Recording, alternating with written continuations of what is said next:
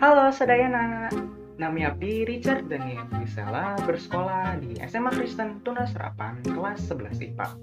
Dina video waktos ieu kuring bakal ngajelaskeun ngeunaan narkoba sareng bahaya.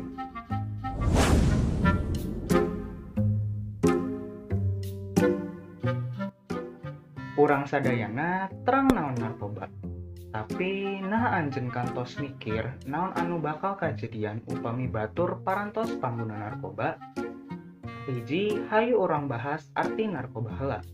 Narkoba mangrupikeun zat bahaya anu nalika aya anu ngangguna eta bakal nyababkeun kecanduan.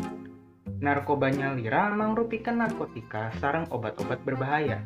Nalika ngagunaan narkoba, efek anu bakal kajadian ka pangguna bakal beda-beda.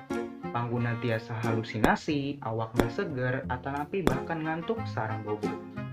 Hal anu menyeramkan ngeunaan narkoba ieu nyaeta eta tiasa janten adiktif. Pangaruh panggunaan narkoba oge seueur, mimitian ti panyakit sapartos panyakit paru-paru, penyakit jantung, gagal ginjal, sareng bahkan maot.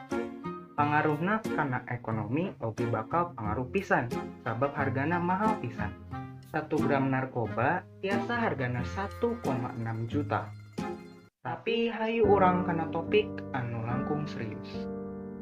Pangguna narkoba anu maot di Indonesia tiasa ngahontal 50 jalma unggal dinten, 11.000 unggal tahun, bahkan 3,3 juta jalma di Indonesia parantos janten pangguna narkoba. Tapi satos terang pangaruh panggunaan narkoba ieu tong pernah hoyong nampi tawaran ti jalma sanes anu aya hubunganana sareng narkoba ieu. Nah, kengingken waktos kabagjaan tapi ngarusak sadayana kaharep, cita-cita, psikologi sareng hubungan urang sareng jalma sanes, ngajauhan narkoba, simpen masa depan anjeun. Sakedik penjelasan ngeunaan narkoba, hatur nuhun. Tuhan Yesus memberkati.